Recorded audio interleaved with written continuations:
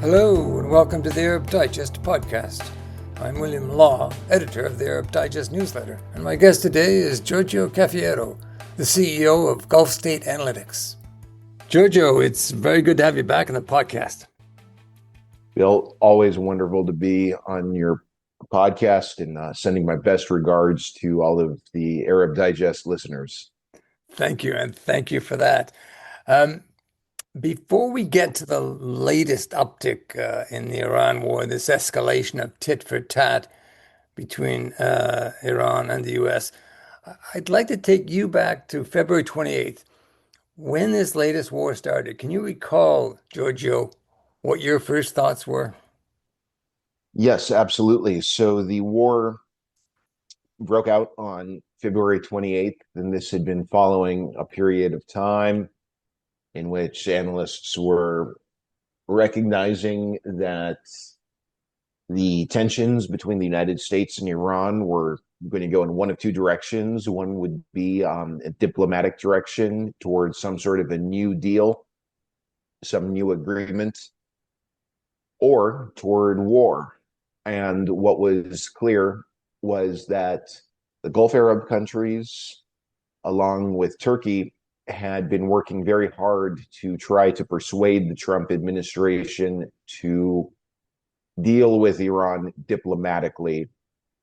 These countries were certainly aware that a war waged by the United States and Israel on Iran would prove absolutely disastrous for the region, and that the spillover effects into other countries in the neighborhood would be very serious.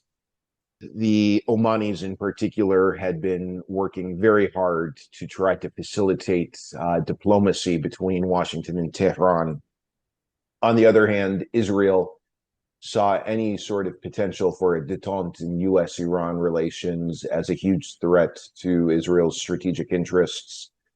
And the Netanyahu government had been trying to undermine the possibility of successful diplomacy in U.S.-Iran relations. And to get to your question, when the war started out, my first thoughts really were about how Israel had succeeded in shaping the Trump administration's foreign policy toward Iran.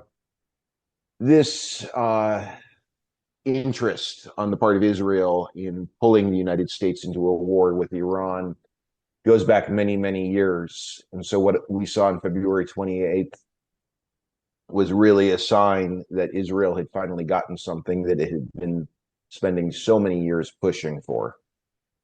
Yeah, and did you think, oh my God, this is a mistake? Absolutely. From the moment this conflict started, I was convinced it was going to become an absolute disaster. I, of course, understood that Iran had been weakened in the months and the years leading up to February 28th. There was the previous war against Iran in June 2025, also Israel's bombing of Iran in October 2024, the fall of the Assad regime in December 2024, and we all know that in the Hezbollah-Israel conflict of 2023 and 2024, the Israelis had dealt a major blow to the Iran-backed organization in Lebanon. And so both internally and in the region, Iran was weaker than it had been in previous years. But that is not to say that Iran was no longer a very powerful actor in the region that had many cards to play and had the ability to fight back in so many different ways, leveraging its capabilities in asymmetric warfare, leveraging its ties with different actors throughout the region, leveraging its geography, so on and so forth. And therefore, I did not expect the United States and Israel to successfully achieve their objectives in this conflict. And I saw really at the outset of this conflict that Iran was intent on internationalizing it as quickly as possible. And that was truly underscored by the Iranian missile and drone attacks on the United Arab Emirates, as well as other countries in the GCC and other countries such as Jordan, Cyprus, so on and so forth. So I thought really from the very beginning that the Trump administration had made a huge blunder. And really, the Trump got played by Netanyahu in many ways. I think when Netanyahu came to DC shortly before the war began, he was able to convince Trump that this would be a relatively quick and decisive conflict, that the United States would win, and that Donald Trump would go down in history as the man who, quote unquote, liberated Iran, and that there would be widespread support from the Iranian population for a foreign backed regime change campaign. And I think that Trump was very naive to believe what Netanyahu was selling him. Yeah, he wove an intriguing narrative that that lured Trump in, but I think you've made the point, haven't you, Giorgio, about foreign attempts to overthrow regimes rarely, if ever, succeed. I suppose Venezuela might have been in Trump's mind that he could pull off what he'd done in Venezuela in Iran. What a disastrous misreading of Iran that was. Yeah, I think he was on a little bit of a high after everything that happened with Nicolas Maduro down in Venezuela. And I think Trump really failed to appreciate some of the unique characteristics of Iran, failed to appreciate some of the huge differences between Iran and Venezuela. And I really believe everything that's panned out over the past several months really underscore all of that. You know, Iran has a certain system in place in which there are some very strong institutions. And if the, you know, with the supreme leader, the previous supreme leader killed in the conflict early on, that definitely did not translate into a collapse of the regime. And the Islamic Republic is still in place. And if anything, it's just become more radicalized and it's become emboldened as a consequence of this conflict. We're so far away from any sort of a scenario whereby the Iranian government is overthrown and some sort of a US friendly or Israel friendly regime is in its place. There was a lot of naivete on the part of Trump in believing that Netanyahu's narrative was realistic, and there were also many analysts at think tanks in the United States who were pushing a fantasy agenda. And I think that there are many in Washington who completely misread Iran and really got this wrong. Yeah, that is good. I'm wondering what you make of President Trump's latest gambit. I mean, he's a president who tells his opposition, "I've got all the cards. You don't have any cards."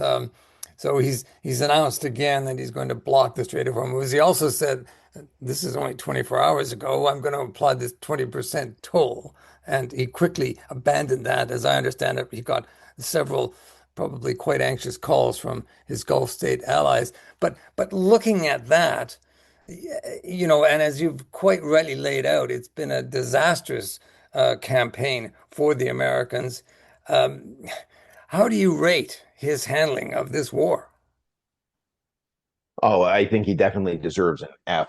There's no doubt about this. I mean, I think it needs to be pointed out that prior to the initiation of this war on February 28th, the Strait of Hormuz was totally open. Now, it seems the main goal of the Trump administration is to get the strait reopened. The Strait of Hormuz has now become sort of the center of this conflict.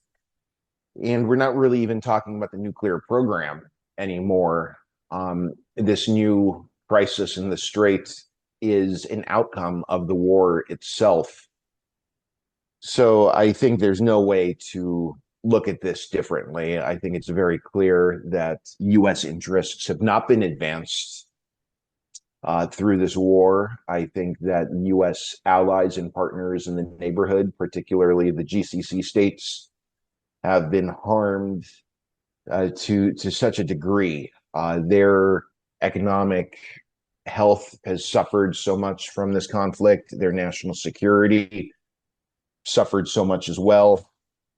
I just find it so difficult to accept any argument that the war has achieved anything positive really for anyone except for perhaps Israel, which depends on constant chaos in the region. But yeah, I absolutely believe Trump deserves an F. That's the Mhm. grade I give him. Yeah, okay. Yeah. Now it's clear that Donald Trump does want out of this war. But as you said, it's proving quite useful for Benjamin Netanyahu to keep it going, his strategy of everlasting chaos. And it's the U.S. who's carrying the weight of the war. They're the ones who are carrying the strikes on Iran today. Meanwhile, Israel gets on with its Lebanon campaign, its scorched earth policy there, the ethnic cleansing, the genocide in Palestine. Netanyahu facing an election, and the most recent polls show him trailing, but of course he's nothing if not a political survivor. But do you think he can keep Trump on side in the run-up to this election in Israel in October? Or is that relationship seriously frayed? Because he played Trump, and Trump must surely not like being played. Well, that's a really good question. Obviously, it's impossible to know with absolute certainty how U.S. Israel relations are going to play out throughout the remainder of Trump's second term. What we do know is that the MAGA base, Trump's MAGA base, has been fractured by this conflict. There are those within the MAGA movement who sort of support Trump kind of like a cult like figure, and he could do literally anything and retain their support. But there are other elements within the MAGA base who feel very betrayed by Trump. Let's remind your viewers that in 2024, Trump was running for president as really sort of the peace candidate who wanted to do business with countries around the world, wind down the conflicts in Gaza, Ukraine. Early on in his administration, there was some optimism about the US and Iran entering some sort of new nuclear agreement and finding a way to reach a new understanding on the nuclear issue without going to war. And because of Trump's decision to join Netanyahu in starting this war in late February, he has lost support from certain elements within the MAGA base. We see prominent right wing figures in the United States, Marjorie Taylor Greene, Tucker Carlson, for example. These are two people who played an important role in bringing Trump back to the White House. They no longer support Trump. However, at least as of now, none of this right wing opposition to the war seems to have pushed Trump into a new foreign policy direction. I think, just my personal opinion, is that Trump is very committed to a foreign policy that is aligned with Israel, aligned very, very closely with the Israeli government. There are, of course, these episodes where we read articles about Trump being so angry at Netanyahu. Really brings me back to the Biden administration when we read similar articles about how purportedly angry, supposedly Biden got so angry at Netanyahu. I really think that that's a lot of theater. Mm. I think if the Trump administration were to put real pressure on Israel and sustain that pressure, I would be able to begin changing my mind. But as long as the actual policies of the Trump administration are so aligned with Israeli interests, I have a tough time imagining the Trump administration seriously changing course. I think Trump would like to wind down this conflict, and I definitely do think he and Netanyahu do have some conflicts of interest. But I'm quite skeptical that Trump is going to make changes in U.S. foreign policy that result in some real distance between the United States and Israel. There certainly is a growing desire on the part of the U.S. Public for a shift in U.S. Israel relations, and there's a lot of polling data to back that up. But to repeat, I am not very optimistic about the Trump administration making changes in U.S. foreign policy that would be reflective of that desire. You're listening to the Arab Digest podcast with me, William Law, and from Washington, D.C., Giorgio Cafiero, the CEO of Gulf State Analytics. For more on what Arab Digest has to offer, head to our website, where you can find details on how to receive our daily newsletter for 2 months for free. Check us out at arabdigest.org. I want to ask you about DC because you're there. Um, what's the vibe about Donald Trump, the way he's handling this war, the overall sense of what we both agree has been a terrific blunder? I mean, what is the mood? What's the vibe in Washington, Georgia? Well, I think opinions about this conflict are certainly divided in Washington. No doubt about it. Among much of the Republicans, Republican policymakers, Republican elites, there's a lot of support for this war. We see that especially from neoconservatives.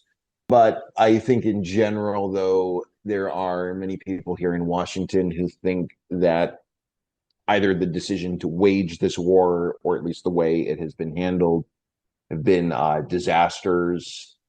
And I definitely think, obviously, Democrats are trying to capitalize on the extent to which this conflict is so unpopular in the United States among the general public. And I think it is, like I said, it is an issue that Trump's political opponents are going to seize, especially in the lead up to the midterm elections this year. But in general, I think the main criticism of Trump is that this has kind of been a goalless war, if you will. It's not really been clear what U.S. objectives are. The goalposts seem to be shifting. And I think there's a view held by many here in Washington that the Trump administration really failed to plan accordingly in the lead up to this conflict, and that the Trump administration has been very undisciplined in terms of its messaging. There's contradictions between what different figures in the administration are saying. Trump will say one thing, Rubio will say something else. It's a very incoherent foreign policy. We see that across the board. That's obviously not unique to the Iran war, but I think it's been particularly confusing to try to understand how the Trump administration is conducting this war. And I think in general, there are many people here in Washington who think that this conflict has really highlighted the extent to which the Trump administration is so dysfunctional when it comes to foreign policy. Let's go back to the Gulf states, your particular area of expertise. They are on the front line. As you said, they've been hit hard, the UAE in particular. UAE is very close to Israel, but still, they took a hammering and are taking a hammering. Um, as you said, this war is seriously damaging them economically, the security issue. Um, what's the response of the Gulf states? Because they must feel utterly betrayed by what Trump did. He didn't consult with them when he launched this war. He just went ahead and did it. And as you said, they were working feverishly to prevent that war from happening. So, what does the Gulf do now with this situation? Well, it is a nightmarish scenario that the GCC states are in. So much to say about this, but yeah, to the one point you made, there's definitely a lot of anger in the GCC states toward Iran because of the extent to which Tehran has acted aggressively toward the Gulf Arab monarchies. There's no doubt about that. But at the same time, there's also a lot of anger toward the United States, and it's understandable because the Gulf Arab countries were realistic about what would happen if the US would bomb Iran. They knew that they would be caught up in the conflict. And that's exactly what happened. And the feeling in the GCC states is that Trump totally aligned US foreign policy with Netanyahu's government and totally disregarded the warnings and the concerns and the interests of the GCC states. And now they're paying a huge price for the Trump administration's decision to start this conflict. For many years leading up to late February, Gulf Arab countries had many reasons to doubt the effectiveness and the reliability and credibility of the United States as a security guarantor for the Gulf countries. I think this conflict, though, has done a lot to further inform their perspectives of the United States as a power that cannot be counted on to provide a security umbrella in any sort of effective manner. To be sure, after Israel bombed Qatar in September 2025, that was another event that also informed their perspective, that in practice, there is not necessarily so much utility to the US security umbrella. But again, the war that has been taking place this year has served to bring those doubts to entirely new levels. Now, we are where we are several months into this war, and the Gulf states have no choice but to be pragmatic in terms of how they're moving forward. I would say there are definitely three main concerns that they have about the overall situation in the region. First of all, with the Strait of Hormuz being closed and just the chaos in general, there is less trade taking place, less tourism to the Gulf, and all of this bodes very negatively for the interests of these GCC states, which very much depend on global trade and commerce. Number two, there is an understanding that one way or another, there's going to be effective Iranian control of the Strait of Hormuz moving forward, and the status quo in that waterway that existed before February 28th is likely a thing of the past that we're not going back to. So there are now concerns in the GCC states about how Iran is going to leverage the effective control that it has of the Strait of Hormuz. And this, of course, brings us to the topic of tolls or fees, whatever we want to call them. The GCC states are going to have to negotiate some sort of an arrangement with Iran. And then a third is a more long-term factor. They understand that Iran is now very emboldened, and they fear that Iran will be more aggressive in its hegemonic pursuits. But they also understand that Iran is a permanent neighbor, and they have no choice but to find a way to share the neighborhood with Tehran. But of course, it's going to be very challenging for them to overcome the tensions that have significantly exacerbated as a consequence of this conflict in the ways in which it's played out and the ways in which it has negatively impacted Iran-GCC relations. So these are some really big issues that the Gulf Arab states are trying to address right now. In general, I think a main dilemma for GCC states is about this difficult question. How are they able to both deter Iran while at the same time avoid actions that would exacerbate instability in the region? When Iran wages missile and drone attacks against countries such as Bahrain and Kuwait, there is a widespread belief that the GCC in the Gulf, there's a belief that GCC states have to do something, and that if they appear weak, the danger is that further Iranian aggression will be invited.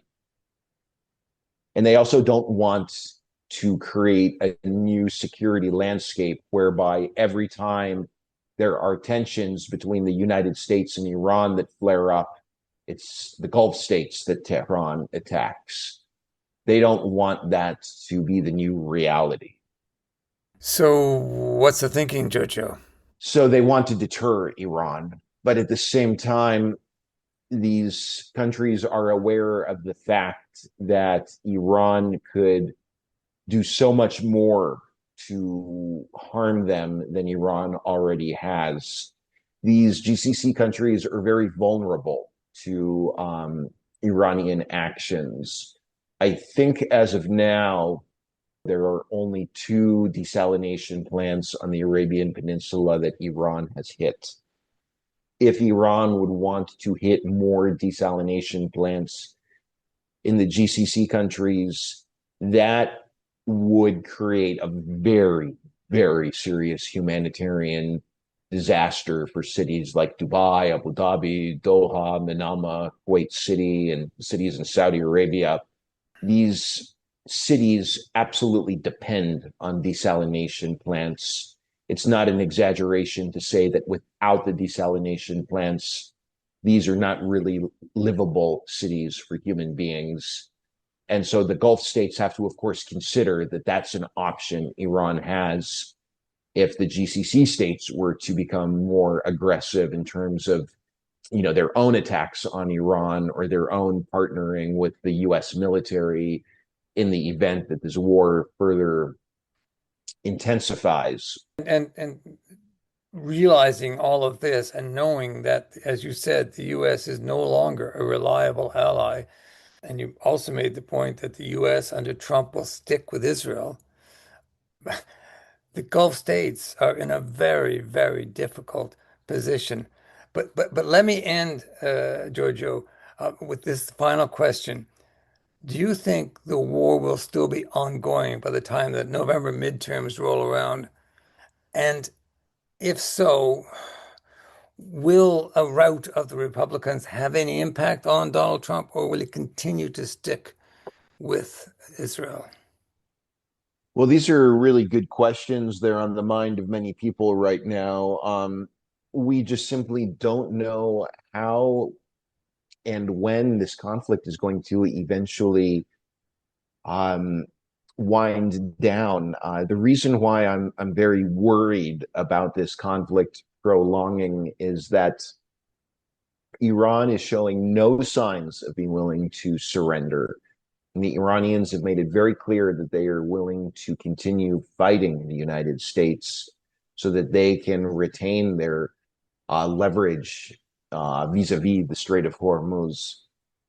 And at the same time, the Trump administration is showing that it is totally unwilling to permit Iran to retain that control of the strategic waterway. So while I think both sides want to see an end to the conflict, neither Washington nor Tehran is showing a willingness to make the compromises that would be necessary to resolve this conflict anytime soon. Neither side is backing down, is what I'm trying to Yeah, say. yeah. And within this context, I think there's good reason to fear that this will become a protracted war that maybe goes through phases in the future where things cool down for a little bit with ceasefires, and then there's resumed U.S. bombing of sites in Iran or maritime incidents near or in the Strait of Hormuz that cause the hostilities to flare up again. And I think there's really good reason to worry that this is sort of the new normal and that these US Iran military clashes are just going to sort of become a fact of life for the foreseeable future. All of this is to say, and I wish I were wrong, but I certainly do not expect peace between the US and Iran by the time the midterm elections roll around in a couple of months. In terms of the political fallout in the United States, I certainly do believe that this war constitutes a serious political risk for the Republicans who were supportive of this conflict, and that definitely is the majority of the Republicans. Um, Of course, we need to recognize there have been a few Republicans who have opposed it, but the majority of the party has been in favor of the war. Most Americans are against this conflict. Recent polling data shows that the majority of Americans join me, agree with me, and having these fears about the conflict continuing for a significant period of time. It's a relatively small minority of American voters expect this conflict to wind down soon. And there's a view shared by the majority of voters that this was a war of choice, that this was not a defensive war. And I think when you look at the economic impact that this conflict has been having on quote unquote average Americans, particularly when we talk about gas prices, the pain at the pump, and of course, rising energy costs mean a lot more than just paying the pump. It impacts every sector in the economy. I think probably the Trump as a president, his popularity is going to continue to decline if this war prolongs. And I do expect this to be an issue that the Democrats are capable of capitalizing on between now and November. And I would certainly expect Republican candidates, the incumbents who were supportive of this war, to pay a price in November. We'll see. Of course, Mhm. Democrats are very good at screwing things up, so maybe they'll screw this up too and fail to capitalize on it. So the president who says he's always right, having made this catastrophic blunder, which he will never admit to committing, um, regardless of the outcome of the November midterms, will he just stick with Netanyahu? Will he stick with Israel, do you think? It's tough to say. I think Trump, as a leader who cares a lot about his image and who has a huge ego and definitely has thin skin, does not want to come across as surrendering to Iran or capitulating to Tehran in ways that are humiliating. And I think he wants to try to wrap up this conflict in a manner that gives him the opportunity to present it as a real win for the United States. Um, so he obviously is trying to change the facts on the ground so that the war can eventually end in a way that makes the United States appear victorious. But nonetheless, I think he wants to wrap up the conflict. I do believe at this point that Trump probably regrets starting this war, but now he's focused on trying to wind it down. My concern, though, is that he's trying to shift the balance against Iran by doing certain things that risk prolonging the conflict and escalating it and making diplomacy less likely to succeed at any point in the future.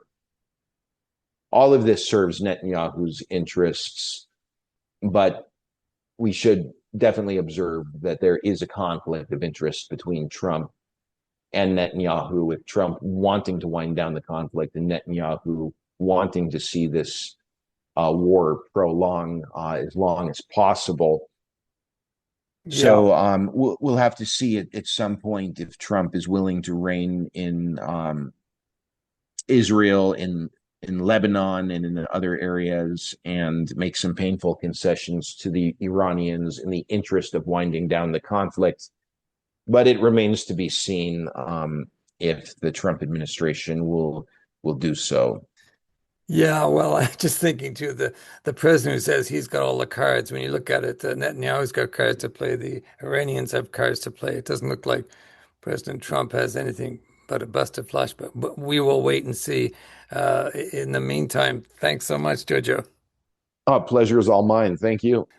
My guest today on the Arab Digest podcast was Giorgio Cafiero, the CEO of Gulf State Analytics.